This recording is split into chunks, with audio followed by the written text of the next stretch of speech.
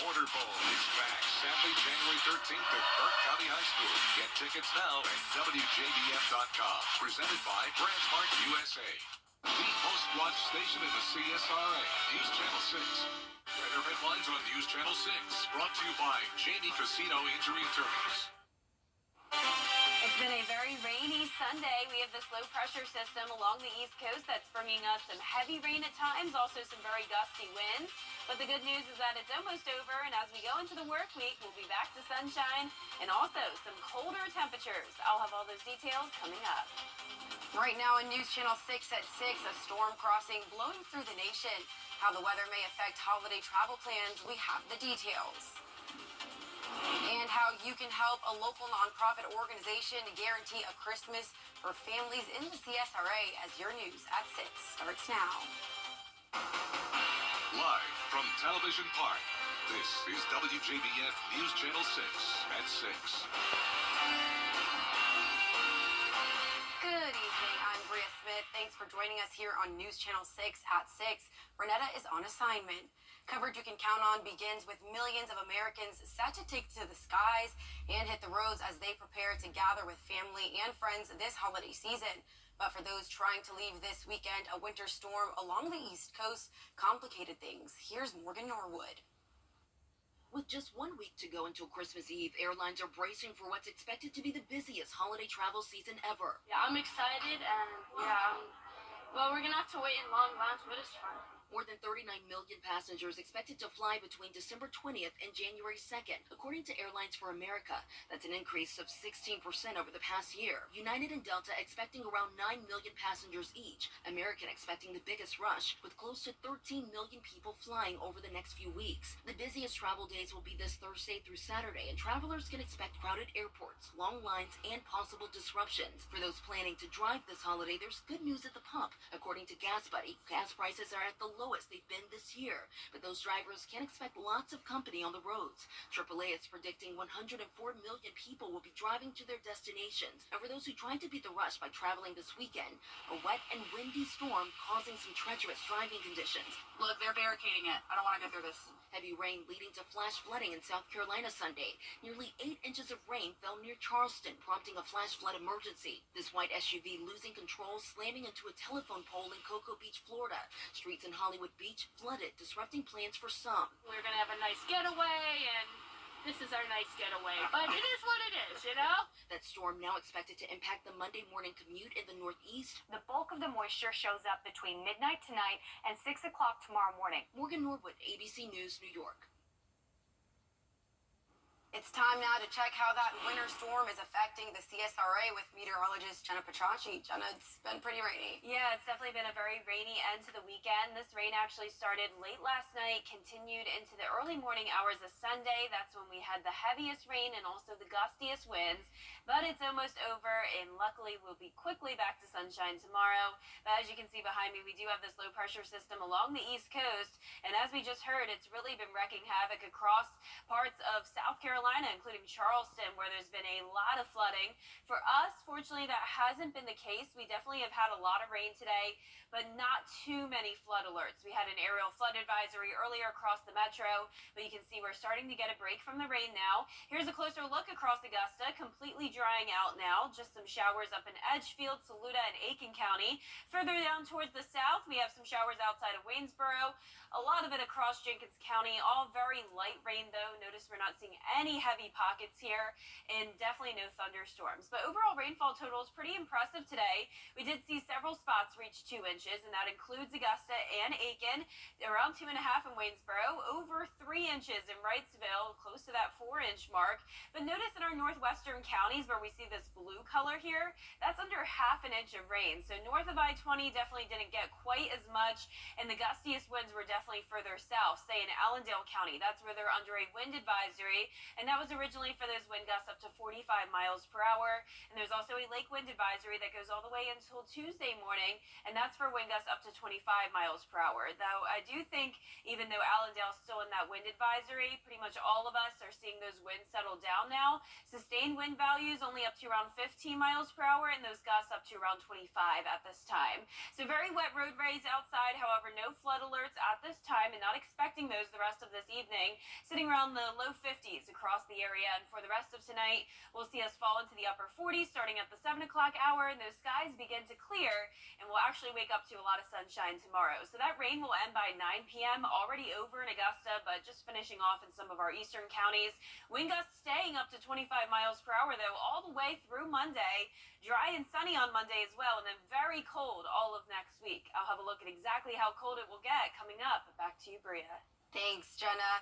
It's the most wonderful time of year, and local nonprofit organizations are making sure kids experience that Christmas magic. The Salvation Army Angel Tree Initiative gives children the chance at a guaranteed Christmas. Seeing how much people really care about our children in our community, because it's a lot of kids out here that don't have anything, and this is what they depend on. It's as easy as popping off a tag from the Christmas tree at the Salvation Army's Kronk Center and giving the gift of joy. Each box represents a family, and that family, then we put tags out, and we put those tags out before Thanksgiving. People would shop for those, pull the tag, see the size, see the wish, all that kind of stuff, and then they would purchase those and deliver them to the Croc, and we then take them, sort them, and make sure that we have everything ready to go. Salvation Army Corps Mission Associate Angela Mixon tells News Channel 6 the real angels are the ones gifting the smiles children will have Christmas morning. The main thing is the love that people can have all kind of differences, but the love that they have at this time of year to come together to make sure that these children are taken care of is amazing. The organization serves more than 500 families in the CSRA, and each child within the family will feel special on December 25th. So each tag has that code. On the box is the code. That's what helps us with connecting that to the right family. And then sometimes we have some that get adopted and maybe don't get returned. And so we also put out what's called Forgotten Angels. December 19th, the boxes of toys and other items will be distributed to families. But Salvation Army leaders say they have boxes that still need to be filled. The biggest need is always those older kids, the like 10, 11, 12-year-old kids, and a lot of that is like tablets and board games and electronic games and scooters. Those are a lot of the things that are more difficult to fill. To donate gift items, feel free to drop off at the Kronk Center by Monday, December 18th. The James Brown Family Foundation held its annual toy giveaway. Saturday morning, children and their families were filled with Christmas spirit, while their hands were filled with toys. It's a dream that all started with the father of soul music himself, James Brown. Now his family keeps it going for the community. Organizers say the day couldn't have been possible without the support and donations from the community. People are in need, even if you aren't in need, it's still, the gift of giving and the experience that the children get to have is the most important. This is what my father taught us what to do, to give back. Too much is given, much is expected. Organizers say this year was the last time for the event to take place at the James Brown Arena, but it will not be the last toy giveaway and encourages those who couldn't make it this year to add it to their list next year. Coming up, we'll join Jenna for a further look into our weather on this Viber 6 Alert Day after the break.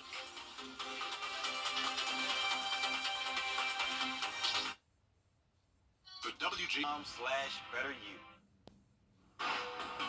This is a WJBF Live Viber 6 Alert. We're keeping the alert day just for another couple hours as these winds settle down and we finish up with the rain. But the main threat is definitely over with. That happened earlier this morning. I'm sure you may have heard the heavy rain. Hopefully you were able to stay off the roads as much as possible today.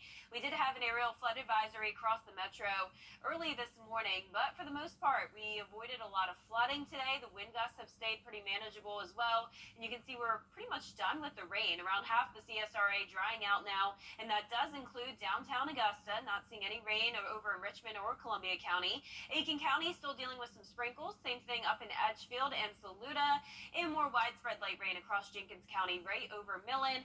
And as for our southeastern counties, Barnwell around Williston, some light rain also exiting Bamberg at this time. So rainfall totals were pretty impressive, but just low enough to avoid some major flooding concerns. So a lot of us did make it to that 2-inch mark, and that includes Augusta and Aiken, around 2.5 in Waynesboro, and around 3.5 to 4 inches in parts of Johnson County, right outside of Wrightsville, around 3 inches as well in Swainsboro. But notice north of I-20, we're seeing more so the green and blue, and that represents rainfall totals under half an inch in some spots along our northwest counties, and right along the I-20 corridor, Thompson, Evans, around 1.5 inches.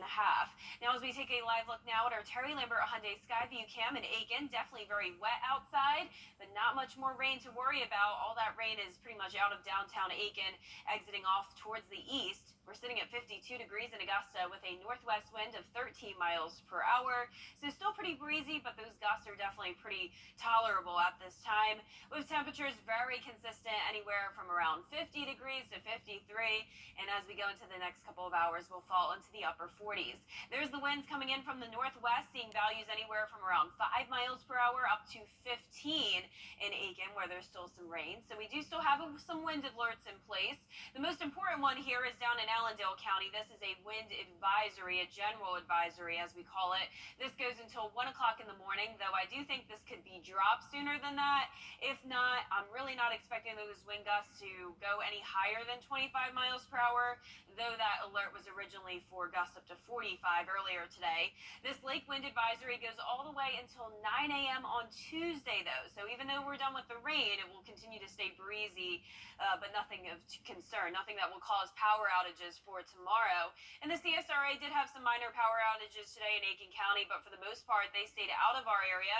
Columbia with 2,000 outages, though, around 1,000 across Charleston, all along the South Carolina coastline. So definitely some power outages across South Carolina, but we were spared for the most part. There's also a lot of flood alerts across the East Coast, all the way from Maine down to Florida. That's where there's flood warnings and aerial flood watches to come as that low pressure system moves across the East Coast. Right now, there's an emergency flash flood warning across Charleston. They had up to 8 inches of rain in some locations today. The rain has really been coming down heavy along the south coast of the east coast of South Carolina, and that's where that low pressure system is located right now over the Myrtle Beach area. And we're just almost done with the rain, so for the next couple of hours, possible light showers, but then around 9 o'clock and the rest of tonight, we'll start to see those skies clear, and we'll have plenty of sunshine for tomorrow. It will be a beautiful day, a little bit on the chilly side, only topping off in the upper 50s to low 60s, and those wind gusts still going up to around 22, even 25 miles per hour. Then the winds will settle down throughout the rest of this week. As for that future cast, here's 7 o'clock at night. This is a little bit behind, so all that rain will be further off towards the east. I really think all the rain will be done entirely by 9 o'clock. And there's the skies clearing as we go into the overnight hours, but you can see those wind barbs there still coming in pretty strong from the west. So keep in mind, Monday will still be breezy, so you'll want to keep that in mind for any Christmas decorations still. Lows tonight will be in the low 30s, low 40s, above freezing, luckily. And then as we go into tomorrow, upper 50s for the most part. Your 10-day forecast showing the lows won't stay above freezing for very long, though. So once again, 42 tonight, but then 26 going into our Tuesday morning. High of only 48 on Tuesday. That'll be the coldest high temperature we've had in a while. It will be a nice sunny week, though, so even though we have to deal with the cold, at least we have the sunshine. Absolutely. Thanks, Jenna. Coming up, the CDC is seeing a rise in respiratory illnesses. How to prevent from getting sick this holiday season. Those details after the break.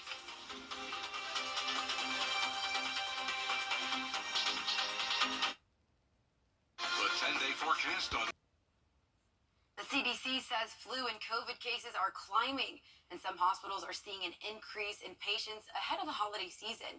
Here's Rena Roy with the latest. Respiratory illnesses on the rise across the country, including flu, COVID, and RSV, just as Americans begin to gather for the holidays. People are getting sick, and people are also gathering indoors and at risk of spreading those germs to one another. Data from the CDC shows at least 17 states are seeing high or very high levels of respiratory activity. Nationally, flu-related ER visits are increasing, and in the Midwest, hospital admissions overall are up. RSV appears to be peaking in some parts of the country, but we are still seeing a lot of cases. Influenza, like it usually does, is running wild, and COVID-19 hospitalizations have been up for the past 5 weeks. Officials at Janet Wise Children's Hospital in Danville, Pennsylvania, say they're at capacity, but doing whatever they can to make sure they can take in more young patients. We have the ability to take some of our older youngsters, like 16, 17-year-olds, and if we have adult beds, we're able to facilitate those. Dr. Frank Maffei telling us they're seeing an influx of children coming in with respiratory illnesses. We are seeing a lot of volume. And perhaps from places that we hadn't seen before. So this really is something that we're going to have to deal with. Coming up, it's week 15 in the NFL, and Tiger Woods and his son Charlie played their final round in the PNC Championship. Kira has sports next.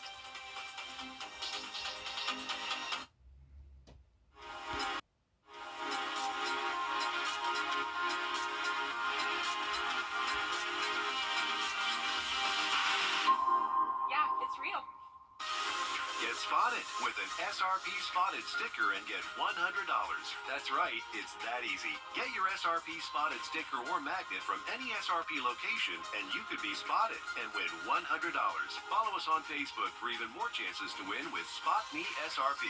Good things are happening at SRP. It's time to...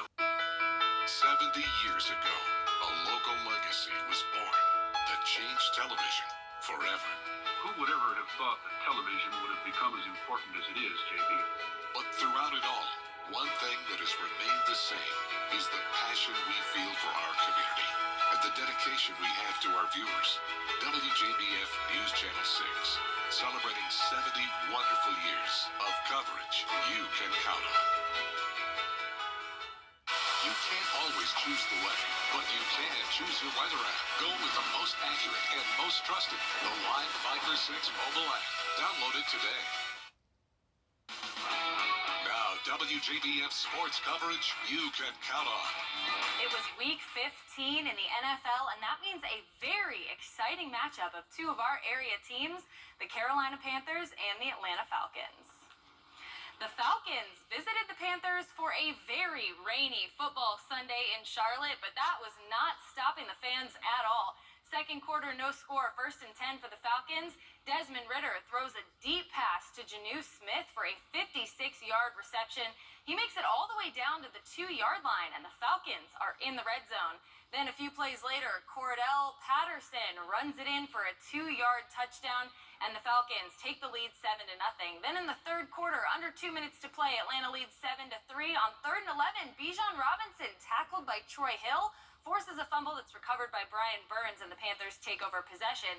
43 seconds left in the third quarter. 2nd and 7 for the Panthers. Bryce Young throws a short pass to Amir Smith-Marset for the first down. The Panthers would end up scoring a field goal, and a few plays later, Carolina trails 7-6. Fourth quarter, same score, 2nd and 10 for Atlanta. Ridder scrambles out of the pocket, throws a pass, but it's intercepted by Xavier Woods. Great defense by the Panthers. That's their second turnover of the game, and Carolina takes over with under 8 minutes to play. 4 minutes left on that game clock. Fourth quarter, Panthers trail 7-6. 2nd and 10 on the Falcons 43.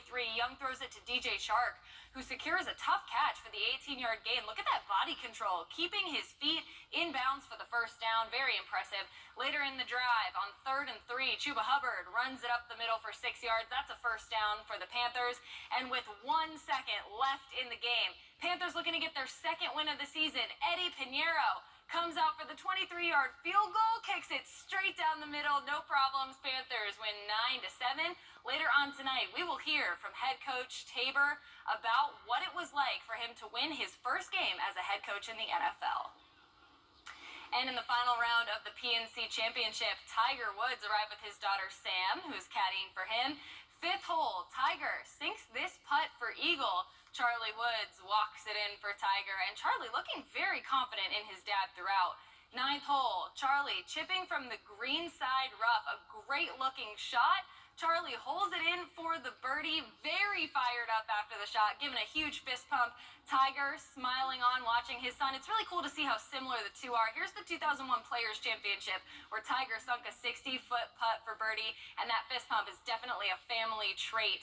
Then, over on 18, Team Woods on the green. Charlie sinks in the birdie to end the day. Hugs all around from the Woods family. Team Woods shot 61 and finished tied for fifth at 19 under. A very exciting 2023 PNC Championship. That does it for sports. We'll be right back. Flavor on and on. I'm Richmond County Sheriff Richard Roundtree. Theft from cars don't always involve breaking into your vehicle. Do not make it easy for a thief to steal your weapon or other valuables from your vehicle. Please, lock your doors and do not store weapons in unattended vehicles. Meet 10-year-old Harry Jones, a boy from England who became one of the youngest people in the country to get a hero arm as a Christmas gift. Harry was born without the lower half of his right arm. His new Iron Man-themed prosthetic imitates real hand movements by reading electrical signals from the brain.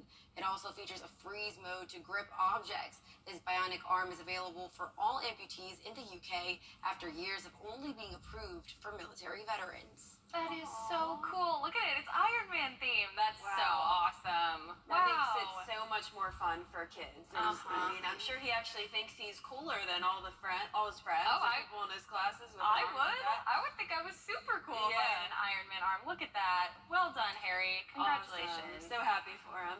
Well, for our forecast, we are finishing up with the rain. Of course, it's been a very rainy day. The showers came in late last night. The winds also were very strong, and it was very heavy during the morning hours of today. But as we went throughout the afternoon, the rain started to get lighter, and that's the case now. Most of the CSRA is done with the rain. It's just a few light showers in our eastern counties. Now, over the next 10 days, little to no rain, plenty of sunshine starting tomorrow. Temperatures will get cold, though. 42 is our low tonight, but 26 for our Tuesday morning, only warming up to 48 in the afternoon. A lot of 50s this week as we go into the first day of winter. It will be a cold one. And next week on Christmas Eve and Christmas Day, it does look like we'll have a slight chance of rain.